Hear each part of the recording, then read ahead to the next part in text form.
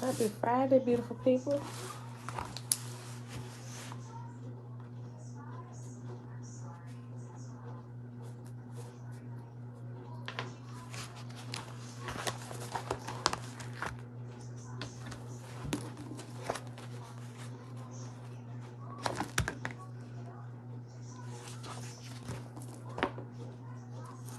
Josh, come save me. You don't know how far he's low. Guys, y'all too loud. No, worst teammate ever. Well, you're the worst. Why wouldn't you get in the car? First thing in the morning, y'all. First thing in the morning. I told you. First, you should have came to Rocky Reels instead of just wandering around. No, that's you wandering around. That's you. You killed yourself, and I was gathering you. Y'all hear them arguing. So you saved me being down and then killed? They're actually playing the game together in separate spaces. One in the dining room, one in the den. They got headphones on, talking to each other on the game that their teammates on. Uncle JB, shalom, mom, shalom, shalom. All right, beautiful people, happy Friday. It is April the 8th, 2022, day 77 of year 4, reading through the books of the law and the prophets, and on the 4-year consecutive day count, day 1095. Today we are starting the last tablet in the complete Annunaki Bible, Tablet Z, and it is actually an appendix. It's called the Book of Zoroastria, but it's also an appendix. So after we get done with this tablet, and I think it's like a little, it's an epilogue. No, I think this is gonna be it.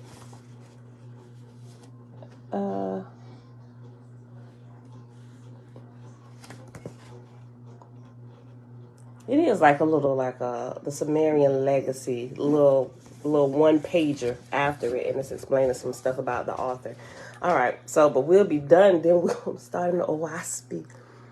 If we finish this today, depending on the time, we may not finish it today because it's a few pages long, but it depends. We may start the OSP tomorrow or Sunday, but we'll see. Lavon, blessings, blessings. And after this, we're going to read a little bit more of the ancient wisdom. What ancient wisdom expects of its disciples on page 35. My game has to close out. All right, beautiful people. Okay. Father, we thank you for another day. Continue to lead us and guide us in all truth and help us to apply the truth that we learn to our lives, even if they are hard truths, because we know that it's better to live in truth than anything else and adjust our lives to the truth that we know and understand. All right, beautiful people. Tablet Z, Book of Zoroastria, an appendix. This is the book of Zoroastrian litanies and sacrifices read by priests of the prophet Zarathustra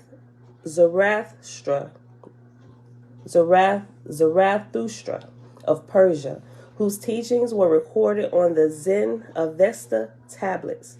Famous aspects of the Lord later resulted as the Chaldean oracles attributed to Zoroaster, being the product of an enlightened prophet of Marduk, monotheism. The core of the teachings reflects Anunnaki secrets recorded on the tablets of destiny, describing natural law and the fundamental truths of the universe. See Tablet O and Tablet T. Zarathustra is in parentheses, taught the existence of a supreme being or divine spark that superseded all of the known deities and demigods of the peoples of earth. This monotheistic precept does not disqualify the existence of angelic emissaries or intermediaries that human accounts record as divine encounters with gods. Such beings exist for lack of a perfected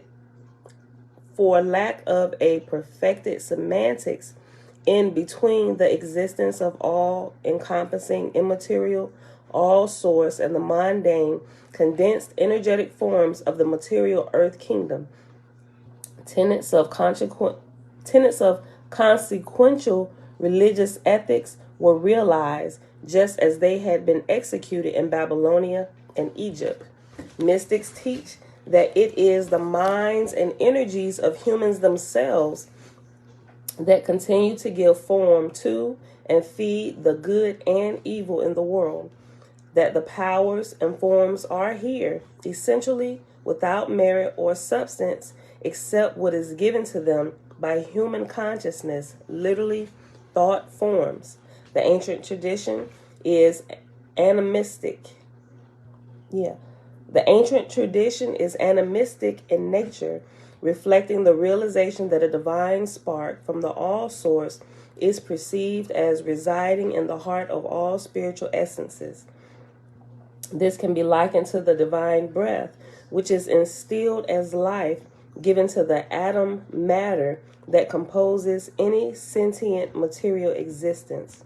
Zoroastrian interpretation, as a religio-spiritual practice, is similar to both Egypt and Babylon. The tradition promotes a pious priestly magic where blessings and graces are obtained by means of prayer and devotion to patron deities.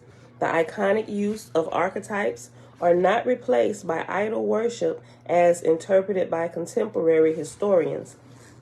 Instead, the patron deities reflect more closely the powers of the saints that are observed in practices of both the Catholic Church and certain Christianized forms of Santeria.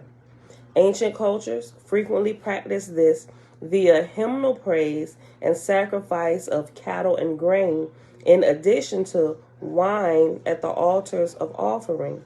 The figurehead named Mithras by Zoroaster is actually a literal archetype interpretation of the Marduk energetic current or stream. In regards to healing magic, illness was thought to be caused by an evil entity or spell, which must be driven out or exorcised through contact with a temple shrine priest.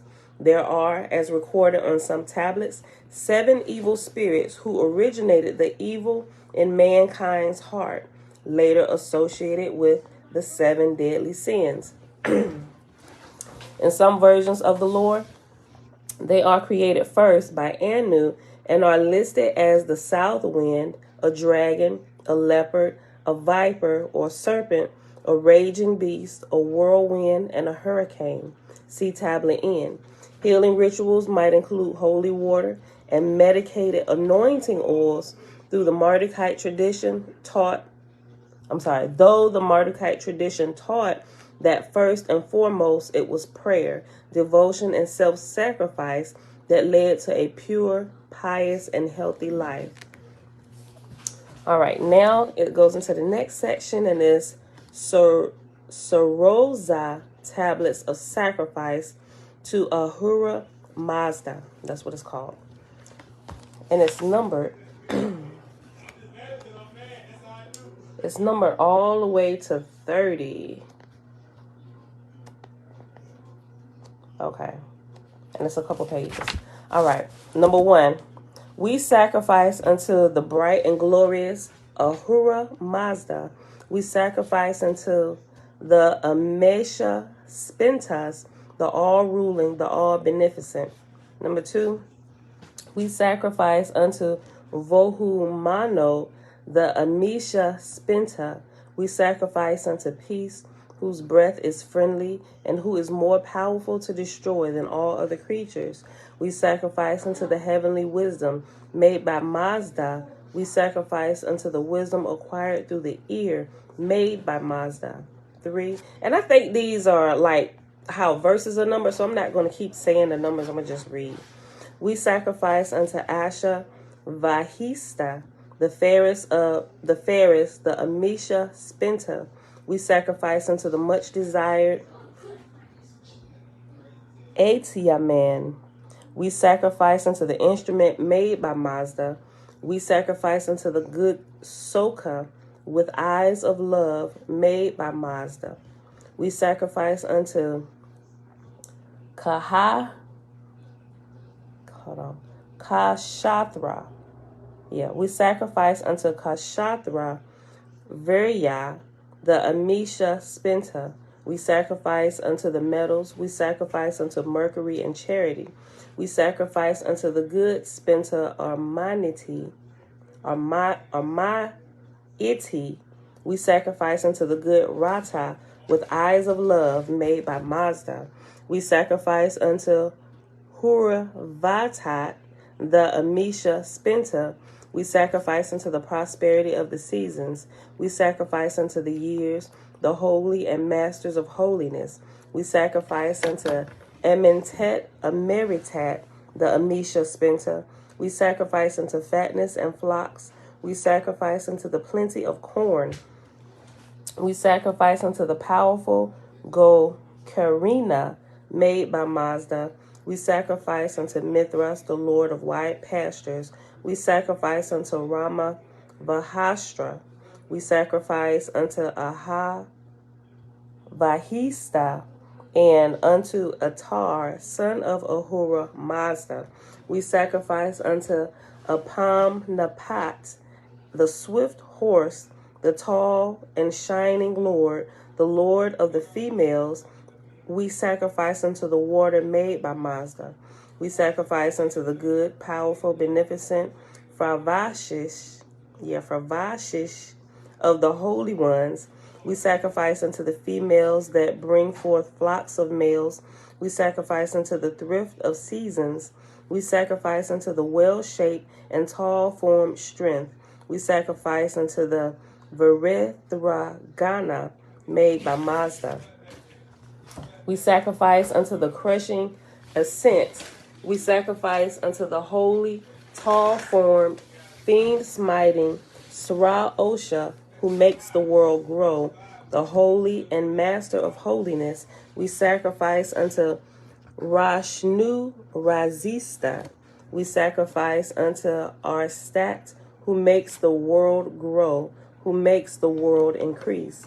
We sacrifice unto the Maker, Ahura Mazda, the bright and glorious. We sacrifice unto the Amersha Spentas, all ruling and all beneficent. We sacrifice unto Atar, the son of Ahura Mazda. We sacrifice unto the glory made by Mazda. We sacrifice unto the will made by Mazda. We sacrifice unto the glory of Arias made by Mazda. We sacrifice unto the awful glory of the Kavis made by Mazda. And this Mazda is spelled the same way the vehicle Mazda is spelled. Mazda. I think that's how you spell the vehicle Mazda. But anyway, I'm going to keep going. We sacrifice unto Atar, the son of Ahura Mazda. We sacrifice unto King Hurava. We sacrifice unto the lake of Huzrava. We sacrifice unto Mount Asnavant, made by Mazda. We sacrifice unto Lake Kasta, made by Mazda. We sacrifice unto the awful glory of the Kavis, made by Mazda. And I'm sure I'm screwing up some of these names, so forgive me ahead of time if you properly know how to pronounce them. We sacrifice unto Atar, the son of Ahura Mazda. We sacrifice unto Mount Ravant, made by Mazda. We sacrifice unto the awful glory of the Kavis, made by Mazda. We sacrifice unto Atar, son of Ahura Mazda. We sacrifice unto Atar, the beneficent, the warrior. We sacrifice unto that God who is a full source of glory. We sacrifice unto that God who is a full source of healing. We sacrifice unto Atar, the son of Ahura Mazda. We sacrifice unto all the fires. We sacrifice unto the God Neryo Sangha, who dwells in the bellies of true kings. We sacrifice unto the good waters, made by Mazda. We sacrifice unto the holy water spring, Ard V Anahita. We sacrifice unto all the waters made by Mazda. We sacrifice unto all the plants made by Mazda. We sacrifice unto the bright, undying, shining, swift-horsed sun, flaming disk.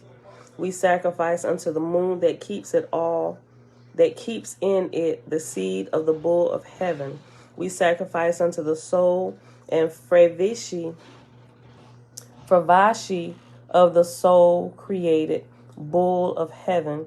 We sacrifice unto the soul and Fravishi of the bull of heaven for many peoples. We sacrifice unto Tria, the bright and glorious star. We sacrifice unto the powerful Satavisa, made by Mazda, who pushes waters forward. We sacrifice unto all the stars that have in them the seed of the waters. We sacrifice unto all the stars that have in them the seed of the earth. We sacrifice unto all the stars that have in them the seed of the plants. This reminds me of at night when you do prayers with children. You know how when they say in their prayers, and God bless mommy and daddy and my dog baby and the dog down the street. Oh, and my teacher and her daughter that she brought in to help her in school today. And also bless Tommy, although he picks with me a lot, still bless him. Like, those prayers is just like everything that you can think of, you blessing, right? That's what this reminds me of. Okay, Jerry, shalom, shalom, great spirit. Open our spirit to you so that we glorify you in everything we do. Hallelujah. We sacrifice unto the star Vanat, made by Mazda. We sacrifice unto those stars that are 7 in number, the Hapto Iringas, made by Mazda, glorious and healing, in order to oppose the Yatus and Parikas. We sacrifice unto the soul of the bounteous cattle. We sacrifice unto the powerful Drivaspa. Drvaspa. Drivaspa, made by Mazda. We sacrifice unto the great creator, Ahura Mazda, the bright and glorious. We sacrifice unto the Amisha Spintas, the all-ruling, the all-beneficent. We sacrifice unto Mithras, the Lord of wide pastures, who has 1,000 ears and 10,000 eyes, a God invoked by his own name. We sacrifice unto Ramahavastra. We sacrifice unto the holy, tall-formed, fiend-smiting, world-increasing Osha, holy and master of holiness. Hold on. I was covering up a word. Let me say it again. We sacrifice unto the holy, tall-formed, fiend-smiting, world-increasing Sra Osha, holy and master of holiness. We sacrifice unto Rashnu Razista. We sacrifice unto Arstat, who makes the world grow, who makes the world increase. We sacrifice unto the true spoken speech that makes the world grow. We sacrifice unto the good, strong, beneficent Fravishish of the holy ones. We sacrifice unto the well-shaped, tall-formed strength. We sacrifice unto the very Gana, made by Ahura Mazda. We sacrifice unto the crushing ascendant. We sacrifice unto Rama Havastra. We sacrifice unto the holy Vayu. We sacrifice unto Vayu, who works highly and is more powerful to destroy than all other creatures. Unto that part do we sacrifice. Vayu, that belongs to Spenta Manu. We sacrifice unto the sovereign sky.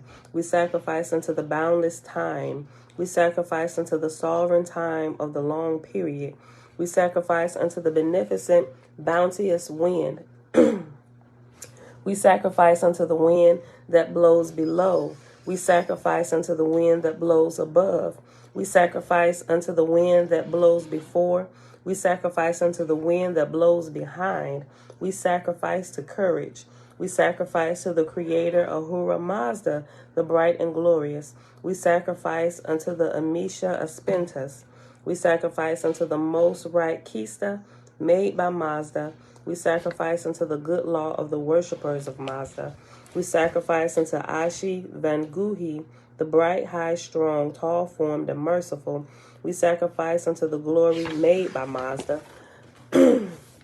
We sacrifice unto the wheel made by Mazda. We sacrifice unto Parindi of the light chariot. We sacrifice unto the glory of the Aryas made by Mazda. We sacrifice unto the awful kingly glory made by Mazda. We sacrifice unto that awful glory that cannot be forcibly seized made by Mazda. we sacrifice unto the glory of Zarathustra, made by Mazda. We sacrifice unto Arstat, who makes the world grow. We sacrifice unto Mount Ushi Darina, made by Mazda, a god of holy happiness. I'm sorry, I forgot to bring my bottle of water down here. We sacrifice unto the shining heavens. We sacrifice unto the bright, all-happy, blissful abode of the holy ones. We sacrifice unto the earth, a beneficent God. We sacrifice unto these places, unto these fields. We sacrifice unto Mount Ushi Darina, made by Mazda, a god of holy happiness. We sacrifice unto all the mountains that are the seats of happiness, of full happiness, made by Mazda, the holy and masters of holiness. We sacrifice unto the awful King of glory, made by Mazda. We sacrifice unto the awful glory that cannot be forcibly seized, made by Mazda. We sacrifice unto the Mathra Spenta of high glory. We sacrifice unto the law opposed by the Devas. We sacrifice unto the law of Zarathustra. We sacrifice unto the long traditional teaching. We sacrifice unto the good law of the worshippers of Mazda. We sacrifice unto the devotion of the Mathra Spenta. We sacrifice unto the understanding that keeps the law of the worshippers of Mazda. We sacrifice unto the knowledge of the Mathra Spina. We sacrifice unto the heavenly wisdom made by Mazda. We sacrifice unto the wisdom acquired through the ear made by Mazda. We sacrifice unto the eternal, sovereign, luminous space. We sacrifice unto the bright Guronama. We sacrifice unto the sovereign place of eternal will. We sacrifice unto the King Vat Bridge, made by Mazda. We sacrifice unto a Pamnapat, the swift horse, the high and shining Lord, who has many wives. And we sacrifice unto the water, made by Mazda. We sacrifice unto the golden and tall Haoma. We sacrifice unto the enlivening Haoma, who makes the world grow. We sacrifice unto Haoma, who keeps death far away. We sacrifice unto the pious and good blessing. We sacrifice unto the awful, powerful, cursing thought of the wise, a God. We sacrifice unto all holy gods of the heavenly world. We sacrifice unto all the holy gods of the material world. I praise, I invoke, I meditate upon, and we sacrifice unto the good, strong, beneficent Frajifash of the holy ones. Whew. Okay. The next section. Audrey Shalom, Zoe Betwabu, Alicia Ya. Hey girl, hey. Okay. The next section is the Litany of the Sun. We have 23 minutes. Okay. I'm not going to read through all of this. I'll pause, I think, after this next section because we're at 23 minutes. That way, we'll probably go ahead and finish up the Ancient Wisdom book. Okay. The Litany of the Sun. Hold on. Let me just get a sip of water.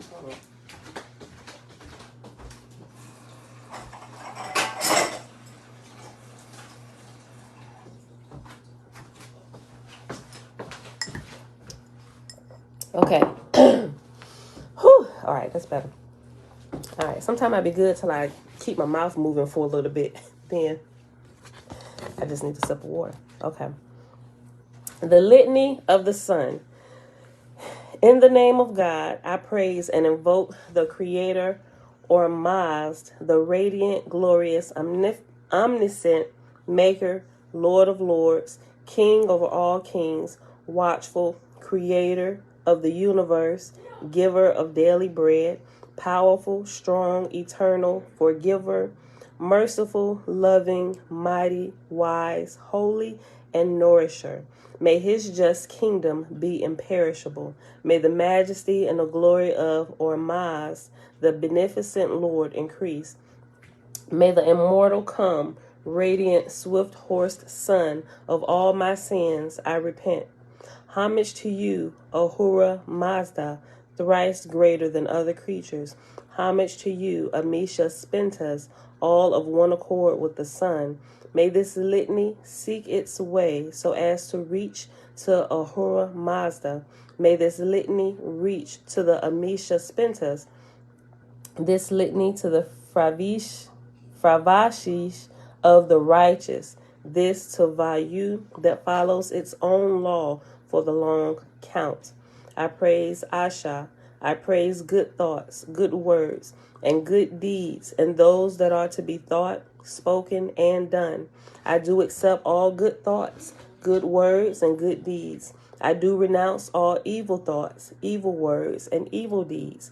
I offer to you, Amisha Spentas, sacrifice and prayer with thought, with word, with deed, with my entire being, with the very life breath of my body. I praise Asha.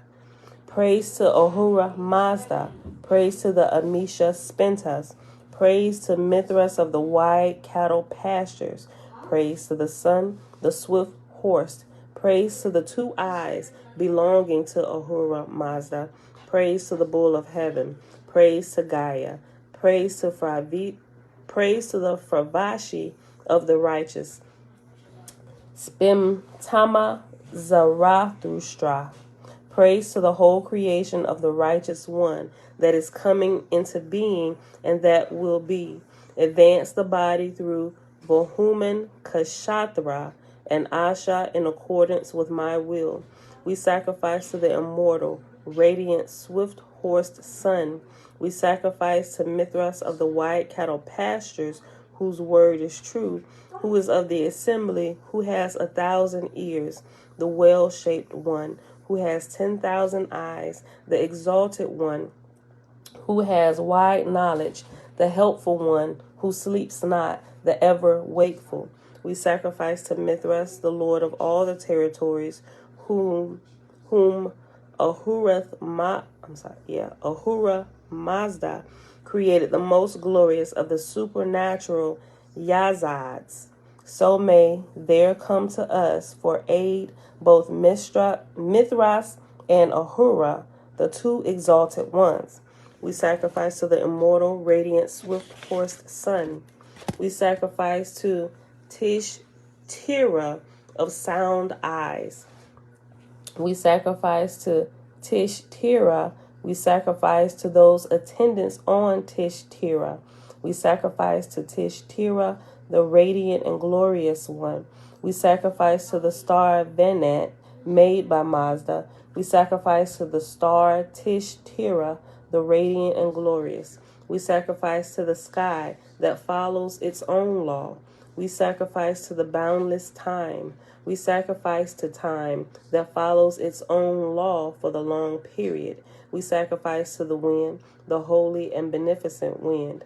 We sacrifice to wisdom, the most upright, righteous, made by Mazda. We sacrifice to the good Mazdayanism religion. We sacrifice to the path leading to the good state. We sacrifice to the golden shaft.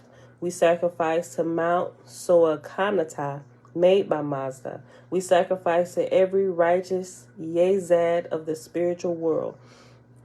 We sacrifice to every righteous Yazad of the material world. We sacrifice to the essence of our own soul, Fravashi. Come to my assistance, Mazda. We sacrifice to the good, helpful, holy Favishas of the righteous. We sacrifice to the immortal, radiant, swift-horsed sun. I proclaim this litany to be of the Ahurian, or substitute Mardukite faith, for the purpose of the glorification of the immortal, radiant, swift-horsed sun. We sacrifice to the immortal, radiant, swift-horsed sun. When the sun warms with its light, when the sunlight gives warmth, there stand the spiritual Yazdads, 100 and 1,000. They gather together this glory. They distribute this glory. They bestow this glory upon the earth made by Ahura, with the progression of the world of Asha, with the progression of the material existence of Asha, with the furtherance of the sun that lives immortal, radiant, swift-horsed. When the sun rises up, purification comes to the earth, made by Ahura, purification to the flowing waters, purification to the waters of the wells, purification to the waters of the seas, purification to the water that is standing, purification that comes to the righteous creation, which is of the beneficent spirit. If indeed the sun were not to rise, then the devas would kill all things that are in the 7 regions. Not at all would the spiritual Yazdas find support and stability in the material world, which makes me think about why they're spraying the skies. I know I didn't give translations for all these words. We don't have time to do the translations of these words that I can't pronounce at the moment. But if you got the book, you got the words there, go look them up. But it makes me think about how they're constantly trying to cover up the sun and spray the skies and everything. And we need the sun to grow. And like it's talking about here, to purify. And it's, when you go out in the sun, at least I know from personal experience, I'm talking about everybody, but you hear this from a lot of people, especially melanated people, not just black people, but people with darker skin complexions. The sun actually invigorates us. Not that it doesn't for everybody. Y'all get what I'm saying, right? But when we're inside the house a lot and we're not out getting like that natural vitamin D that comes from the sun, people kind of get like cabin fever, and a type of depression begins to set in, right? Because the sun helps release things that are locked inside of melanated bodies, right? It happens for the lighter color people, but like in different ways. But for the melanated people, if you keep them out of the sun, they'll end up going crazy. You know, they need the sun. All people need the sun, but more so even looking at some studies and just observing different people. And think about it, on the days where you're feeling a little glum or down, get out there in the sun for a little bit and you will realize something begins to happen on the inside of you. It's just like chemicals. It helps to release, the sun helps to release the like serotonin and melatonin inside your brain that helps flow through the body, and that it helps to trigger other things. It releases the good chemicals so you can function appropriately. All right, back to the sacrificing. Hold on. Okay, I'll read 9 again. We sacrifice to every righteous Yazad of the spiritual world. We sacrifice to every righteous Yazad of the material world. Hold on, I went up too far. We got the sun. I'm sorry. Let's go back down. When the sun rises up, purification comes to the earth, made by Ahura, purification of the flowing waters, purification of the waters of the wells, purification to the water of the seas, purification to the water that is standing. Purification comes to the righteous creation, which is of the beneficent spirit. If indeed the sun were not to rise, then the devas would kill all things that are in the 7 regions. Not at all would the spiritual Yazdas find support and stability in the material world. Whoever sacrifices to the sun that is immortal, radiant, and swift horse, in order to withstand darkness, to withstand the devas, the progeny of darkness. Okay, so the devas is the progeny of darkness. Whoever sacrifices to the sun that is immortal, radiant, and swift horse, in order to withstand darkness, to withstand the devas, the progeny of darkness, to withstand the thieves and robbers, to withstand the sorcerers and the enchantresses, to withstand death that creeps about. He sacrifices to Ahura Mazda, he sacrifices to the Amisha Spentas, and he sacrifices to his own soul. He propitiates all heavenly and earthly Yazdas who sacrifices to the sun that is immortal, radiant, and swift horse. I shall sacrifice to Mithras of the wide cattle pastures, who has 1,000 ears, 10,000 eyes. I shall sacrifice to his mace, well aimed against the skulls of the devas, Mithras of the wide cattle pastures. And I shall sacrifice to that friendship, which is the best of friendships, that between the moon and the sun. For his splendor and fortune, I shall sacrifice to him with audible worship, the immortal, radiant, swift-horsed sun. With libations, we sacrifice to the immortal, radiant, swift-horsed sun, with skill of tongue, and with the spell, and with word, and with deeds, and with libations, and with rightly spoken litanies, of whomever among beings Ahura Mazda has known the perfection of the Yasna sacrifice, in accordance with Asha, to these we sacrifice. I desire worship and adoration and strength and force for the immortal, radiant, and swift-horsed sun. I bless the sacrifice dedicated to the immortal, radiant, and swift-horsed sun. We sacrifice to the Ahuranis. Ahuranis is ladies. It has ladies in brackets.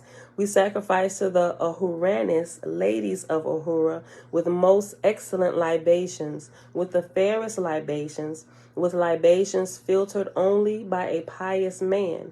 The one who does this, that man should receive radiance of God. I bless the sacrifice. Come to my aid, Mazda, keeper of time, the long count. Homage to the Creator of the creatures of the world. On this day, I praise Asha. May there be a general increase in the luster and glory of the immortal, radiant and swift-horsed sun, who is courageous and victorious. May the knowledge and the glory of the good Mazdayaznian law and religion be in the 7 regions of the earth. So be it. I must ascend to the heavens to meet with the Creator of the world, to the Mazdayaznian religion. I'm sure I screwed that long word up. I'm sorry. The law of Zarathustra. Praise to you, righteous Ardvisura Anahita, the most profitable and righteous one.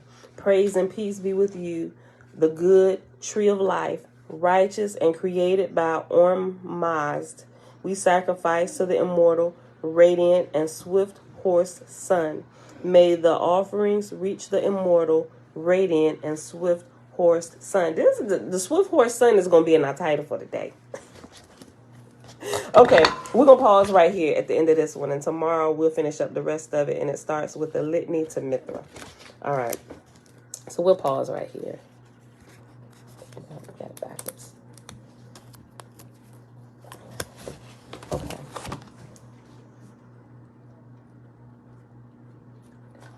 All right, what the ancient wisdom expects of its disciples. All right, y'all. And we paused on page 24. Oh, I got this. Hold on, wait. No, I'm sorry. We started yesterday on 24. We paused on page 35. Yeah, page 35. Okay. Let me go back. Like a couple paragraphs, and I'll just flow right into this on page, starting on page 34. Okay. Some schools have made it clear that students will forfeit their right to instruction by seeking to communicate with the departed or by indulging in similar forms of psychism. The student is not expected to be a great occultist or a great mystic. Such aspirations belong only to the higher grades. It is, however, demanded by the masters of every student that he shall be simple, humble, honest, and patient, struggling daily to gain mastery with the true virtue over the undesirable traits of his own nature. He is not in a position to dictate what the masters will have him do. He must accept unquestioningly the responsibilities that are given to him of the great unknown, and fulfill each of them as honestly and thoroughly as lies in his power. At this period of probationship, the student is gaining mastery over the little things. Let him make sure that he is successful. Let him struggle to keep the sharp tongue, the critical mind, and the abnormal viewpoints, that they shall not later bring dishonor upon the spirit of truth when it shall come to dwell within his nature. The true student is cutting out a finer character from the rough ashlar that has been given to him.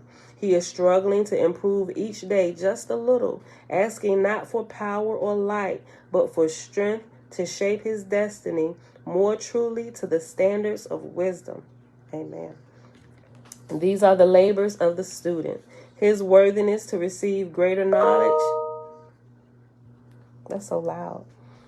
These are the labors of the students. His worthiness to receive greater knowledge is tested by the long years of ignorance, often by much suffering. Through all, he must be obedient, patient, and true, realizing that each sorrow is an opportunity and each fortune a lesson in disguise. These lessons he must learn. When this task has been done, they vanish to return no more. When he offers himself to the master's service, the student is filled with unworthy thoughts and elements.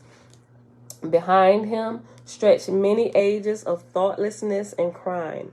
His higher bodies are a mass of bad karma, and he is totally unfitted for his labors. Before wisdom can be given to him, it is necessary that his evil nature be cleansed. So the masters give him the labor of purifying himself as the first test of his sincerity. All that follows depends on how that first work is accomplished. Thus, his consecration often results in years of sorrow for the student, but everything has its price in nature, and a cleansed soul is the price of wisdom. That's so good. I'll use that for yesterday's title. Still good. Every time I read it, I hear it, listen to it, it's just, whew, so good. I'm reading it again. Thus his consecration is often, Thus his consecration often results in years of sorrow for the student, but everything has its price in nature, and a cleansed soul is the price of wisdom. For it is only a balanced and honest nature that can honestly think or honestly analyze. All the perversions of the past present their bills and demand payment. A great spiritual house cleaning follows, for all these bills must be paid. No true religion teaches a student that these debts can be escaped. A man does not avoid his responsibility by becoming spiritual. He is merely given the privilege of paying his debts sooner. In this great truth, Christianity has been false to its founder, for Christianity, as we have it today, is a religion of vicarious atonements until, in referring to the spiritual status of the average Christian, Hold on. Let me read that again. In this great truth, Christianity has been false to its founder. For Christianity, as we have it today, is a religion of vicarious atonements until, in referring to the spiritual status of the average Christian, one of the masters stated, the pauper angels of the Christian heavens. If the student takes up the ancient wisdom to escape his sins, he fails before he begins. For the masters want only honest men and women in their service, and all honest people shoulder their own responsibilities. Whew. All right. And that was where we ended yesterday, and this is where we pick up today. As the result of this unexpiated karma, the path of studentship is often beset with infirmity and suffering. But these things are the tests which prove the character of the candidate. He will be accepted by the masters only if his character survives these misfortunes and comes through them deepened and mellowed by the experiences. That gives a whole nother light to the life we live and all the things that we run into, all the terribleness, right? Depends on how we come out of that, how we go through it. If it's all woe is me and nothing good happens, more than likely you're going to be repeating that test again and again and again and again until you learn how to look at it through different eyes, through different filters, right? You got to cleanse your own heart in order to make it through situations like that, no matter how terrible they may seem to you at the time and to others, right? It's our perception of everything. Francis, shalom, shalom. As the result of this unexpiated karma, the path of studentship is often beset with infirmity and suffering, but these things are the tests. Very good. But these tests, you better get a plate, and you better clean up all of that you just got all over my counter. Yeah, thank you. Read that again, I'm sorry. As a result of this unexpiated karma, the path of studentship is often beset with infirmity and suffering, but these things are the tests which prove the character of the candidate. He will be accepted by the masters only if his character survives these misfortunes and comes through them deepened and mellowed by the experiences. The student must labor year after year, waiting in patience and perfect trust until he has so far succeeded that he is found worthy to receive instruction from one of the masters of their disciples. No student knows when that moment will be, nor should he desire it to be hastened. His present labor is to serve to the best of his present labor is to serve to the best of his ability. In the hands of those wiser than himself, he entrusts his destiny and his immortal spirit, and in patience he awaits their pleasure. His province is to do, theirs to judge the doing. The second degree is that of disciple. Oh, that's what we was reading. Okay, hold on. He was giving us rules. Hold on. And the first one.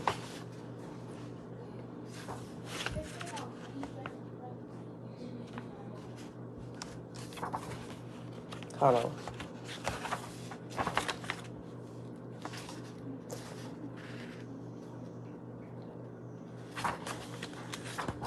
This is the chapter Mystery Schools, y'all. I'm trying to find the first one. No, overlook it. Oh, yeah. Okay.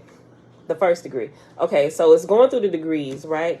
It says the first degree is that of a student, and within it, it gave those nine lessons. You got to go back and listen to it yesterday to hear those. And so the second degree is that of a disciple. Okay, so it's first a student. After you get through the whole student phase, which could last for many, many years, after you finish the student phase, then you move to the actual disciple phase. And I don't know that any of it, I don't know, but personally, I don't know that I even made it to the disciple phase. I'm still in like the first beginning student phase is like, okay, what's your name again? Let us find your name on the list. That's probably where I'm at. She's still trying to get us together. She can't even pronounce words right. I'm like starting at the very beginning of the student phase, y'all. Okay. The second degree is that of a disciple. Trina, hey girl, hey Robert, shalom, shalom. Okay. The second degree is that of disciple.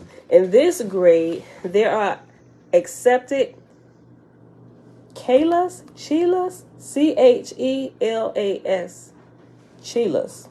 That might be wrong. Okay. The second degree is that of disciple. In this grade are the accepted chelas, or students of an initiate, master, or guru. For them, the veil is beginning to lift. They have placed their feet firmly upon the winding path that leads to the temple of one of the 7 great schools. Okay, so if you remember the other day when we were reading at the beginning of this, it was talking about how when you begin to wake up and you begin to realize what the truth really is and the truth around us and why we're actually here, that we're actually spirits and earth is a school. When you begin to wake up to the different illusions going on and that we have been trapped in, whether it's religion or whatever, right? You begin to wake up and you begin to see all of this everywhere. It's an illusion, and you have to rise. The first step is to wake up and realize where we've been at is like, it's like keeping you busy until you realize that this is an illusion and you got to wake up to start school, right? It's like we're turning in our beds. We ain't even begun school yet, right? Whether you find yourself in church, in a temple somewhere, you haven't really awakened yet. And that for the first step is first to wake up. Then the actualization must come, right? Once the actualization comes, you begin to really search for truth. And you really begin, okay, who is really God? Who is he? What's his name? Like, that's the beginning stages, and you're searching, looking at the different religions, comparing and contrasting the different things that they've been doing. Okay. And you pull out what you've learned. Okay, now let's look at this again. Okay. And you find yourself with a smaller group of people who've woken up and gathered some of that same information. Okay, what do we do with these pieces? Okay, you come from over there, I come from over here, you this color, I'm this color. Okay, something, but we've all found ourselves here. Where do we go next, right? And that's when the masters begin to sprinkle just a little bit on you to see how much further you're willing to go before real wisdom is poured out on you, right? Okay, so hold on. And then it talks about after you get through that a little bit, you'll realize that what they teach you, there are 7 great schools or 7 different paths in this life, at least from what I know and what they're explaining here. And from my own personal studies, like as you go to higher levels of wisdom, you'll begin to be separated for the work that you were designed to do, whether you're going to be like this teacher or whatever. I don't even know what the names are, but I've seen it in some of the older manuscripts I have. They also talk about it in the Holy Megillah. So as you begin to wake up, you're separated to the path, and you will be put under the teachers or the masters or the ascended masters that are also in that path that a teacher is almost like specializing in a certain thing, right? So all medical students go to school, they go through the same thing, but as they begin to specialize, they begin to break off and go into different sections for their specialization. Same thing with the spiritual realm and what the spirits were designed to do. That's the next phase of training that you go to. And then when you get there, that's when you reach the disciple phase, right? Okay, so you're going to start specializing in what your spirit was designed to do. Okay, I'll read it again because we was only still in the first paragraph. The second degree, excuse me.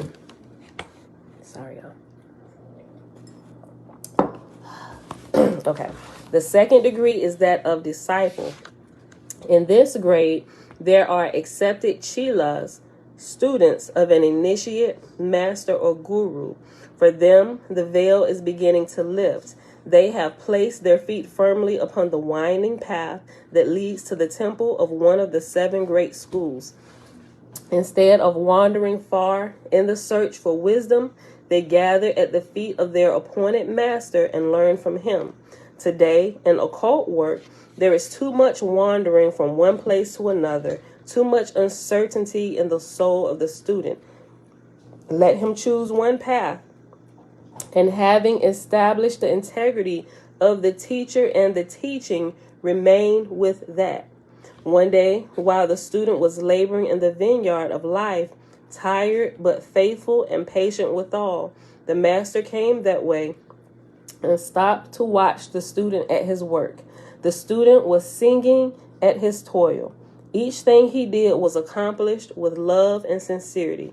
Trust, hope, and consecration were his tools. Oh, that's so good. Trust, hope, and consecration were his tools. Trust, hope, and consecration were his tools. He was laboring not for himself, but for his brother and his God.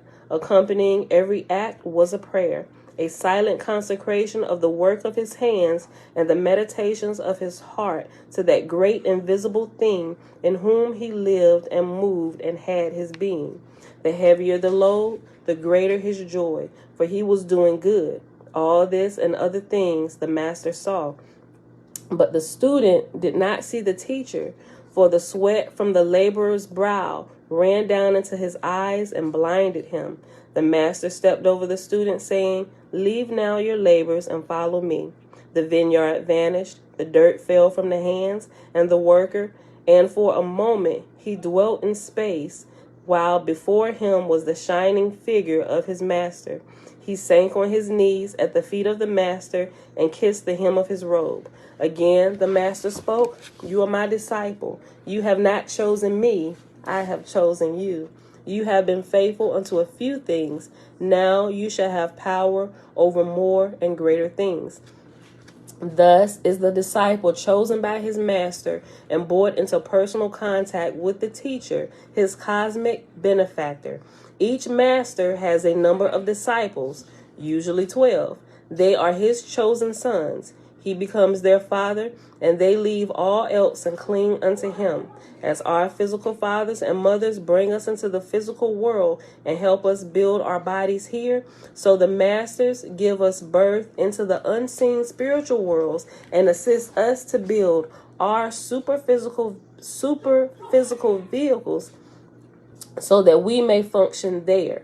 For this, the master is both father and mother, and more, and he gives us eternal birth, while our material parents bring us only into the illusion. Let's keep reading. The disciple does not choose his master. It is the master who calls his disciple from their various labors to follow him. None, not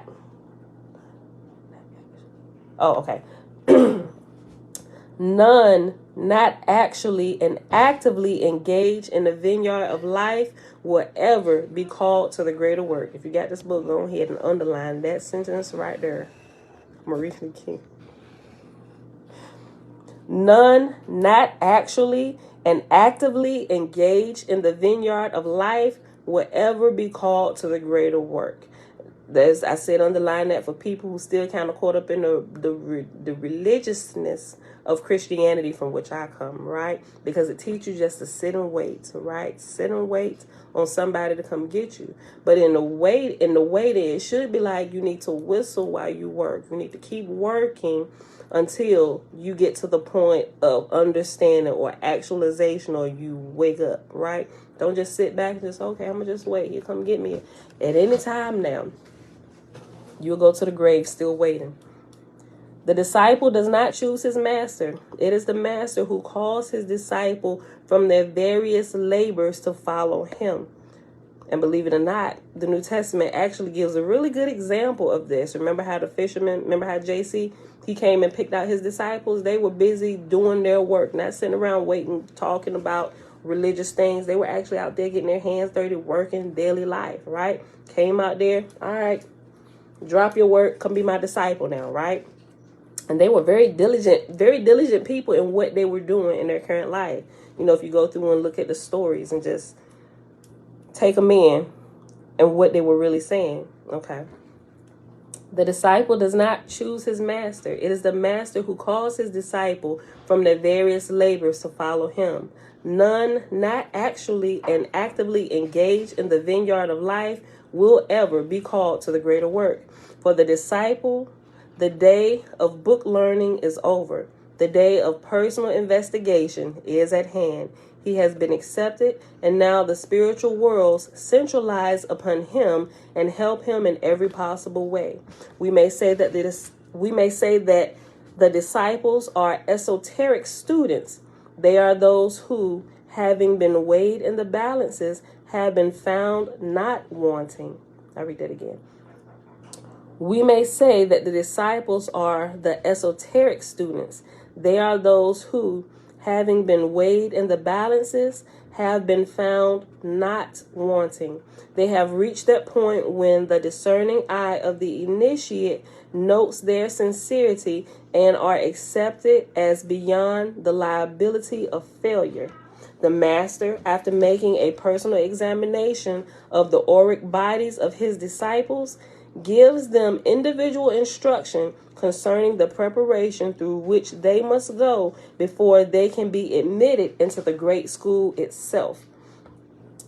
It is this teacher, the beloved guru, and this one alone who has the power and right to prescribe any form of occult exercises such as meditation, concentration, breathing, chanting, visualizing, and so forth. Students show very poor discrimination when they allow strangers interested only from a commercial standpoint to prescribe any form of spiritual exercise for them. They prove by their ignorance that they cannot be trusted with greater responsibilities. That's good. Let me read that again. Hold on. The master, after making a personal examination of the auric bodies of his disciples, give them individual instruction concerning the preparation through which they must go before they can be admitted into the great school itself. It is this teacher, the beloved guru, and this one alone, who has the power and right to prescribe any form of occult exercises such as meditation, concentration, breathing, chanting, visualizing, and so forth. Students show very poor discrimination when they allow strangers interested only from a commercial standpoint to prescribe any form of spiritual exercise for them. They prove by their ignorance that they cannot be trusted with greater responsibilities. With this clairvoyant knowledge, the master will discover the exact spiritual status of the student and instruct him accordingly, assisting him to strengthen the weak points and round out the invisible side of his nature. The work for each disciple. Hold on. Sorry, y'all. The work for each disciple is absolutely individual and hence differs from that point of all other disciples. In all this world, there are no two people constituted exactly alike. The physical body merely bears witness and molds itself into the pattern of spiritual. The physical body merely bears witness and molds itself into the spiritual. I keep saying it wrong. Hold on. The physical body merely bears witness and molds itself into the pattern of the spiritual organism. Therefore, this individuality merely proves the absolute individuality of each spiritual organism.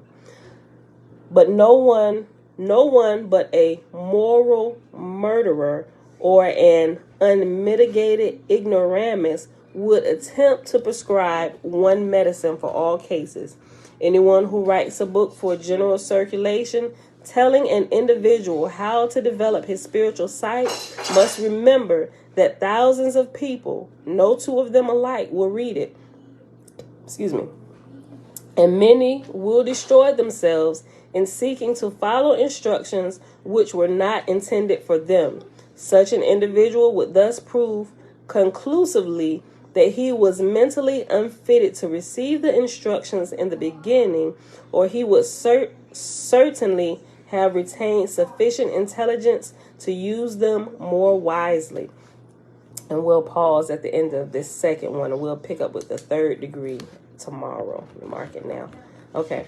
The true masters never appear in public teaching large classes or groups concerning occult exercises, but come privately to their disciples and instruct each one individually.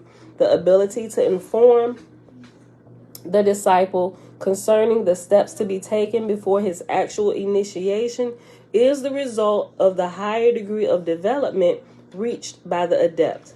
No one who is not an adept is able to prescribe for the spiritual needs of students without assuming heavy karmic responsibilities. The disciple will probably be visited at night by his teacher, who will come in a super physical body. The student will feel certain that he is fully awake, and in a spiritual sense of the word he is, but he will recognize the master only through super physical vision. If he has not developed his spiritual nature by living right thinking, and right feeling during his probation as a student, he will be unable to recognize the master when he comes.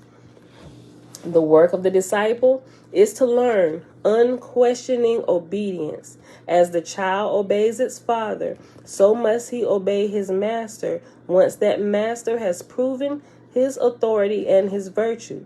To disobey the master in even the slightest particular is to be separated from him, possibly for the rest of his life. Now that's scary, right? When you start on the road to wisdom and your spiritual teachers show up If you like disobey, it's like, yeah, like the example he just gave, like children, they don't question us. Well, why, Daddy, do I have to go to bed at 8 p.m.? We say, because I said so. Go to bed. We don't have to give you this long dissertation. But if you stay up to midnight and you have to start school tomorrow, you're going to be tired. You're going to be cranky. I don't want to deal with your crankiness, right? I want to get in, get it done, and let's go. We can both have a good day. That's why you're going to bed at 8 p.m., right? That's the type of unquestioning loyalty we should show to our masters, not the kind of blind following humans that is kind of taught in churches. Two totally different things. It comes following your true teacher, your true master, comes from understanding that, first of all, they are true teachers, they are true masters, and they will not lead you astray, just like a good father and a good mother would not do anything to harm their own children. Even if you may not understand it as a young child, they can see ahead of you, and they're doing what they know is best for you, even though you may not understand it or like it at the moment. It's going to be the best for you, even though you can't see it. Just do what we said do, right? It's the same way with the spiritual master. Let me read this again. It's scary to know that you might be cut off if you decide to not obey. The work of the disciple is to learn unquestioning obedience. As the child obeys its father, so must he obey his master once that master has proven his authority and his virtue. To disobey the master in even the slightest particular is to be separated from him, possibly for the rest of his life. The student must obey unquestioningly the instruction which he receives. To deviate from it, even in the slightest detail, may prove fatal to himself. His work as a disciple is to prepare his embryonic superphysical bodies so that when he is an initiate, he may use them as vehicles of consciousness. Right? So your true teacher will be in the unseen realm. Just in case you're still looking for physical teachers, right?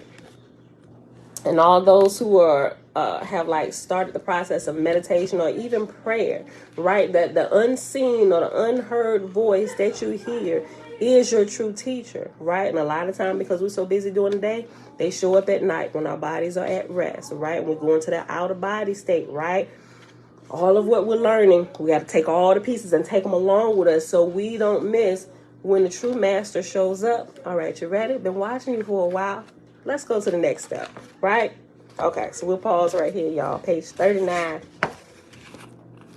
We are already at the hour and 7-minute mark. 39. Okay, we definitely going to finish both of these tomorrow. So, Sunday. No, I'm sorry. We ain't going to be here tomorrow. What I'm talking about? We ain't going to be here tomorrow. We observing the Sabbath, the moon change, right? The new moon cycle. So we will not be here tomorrow. Tomorrow is the Sabbath.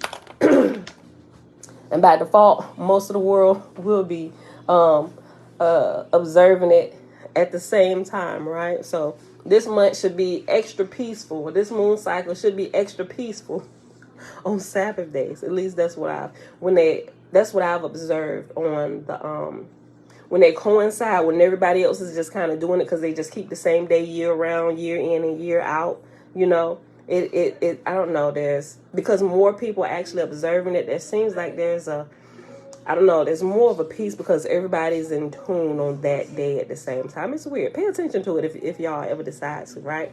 Okay. First time, shalom, greetings from Chicago. Give thanks to the Most High Creator of all creation, the judge and juror, the only one worthy of worshiping. Hallelujah. First time.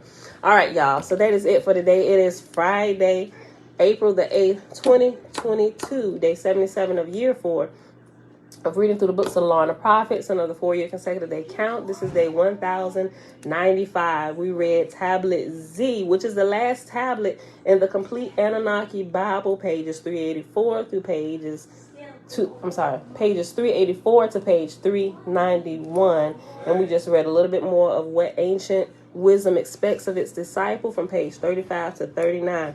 When we come back Sunday, we will finish both of them.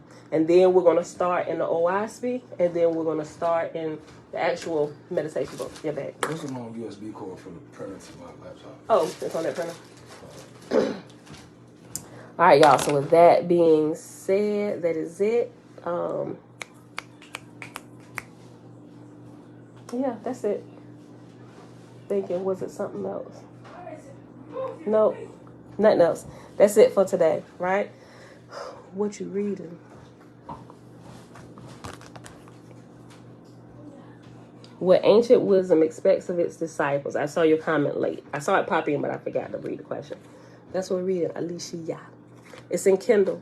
It's also in Audible, right? It's a really thin book. It's about 68 pages. So it's good to kind of keep on you and read or listen to at least once a month so you get all the principles down, especially on your journey of being a student and awakening to truth around you, right? Waking up through the different illusions, and make sure you're preparing yourself, right? When the master calls your name. All right, you ready to go? Time to move to the next grade. Let's walk together, shall we?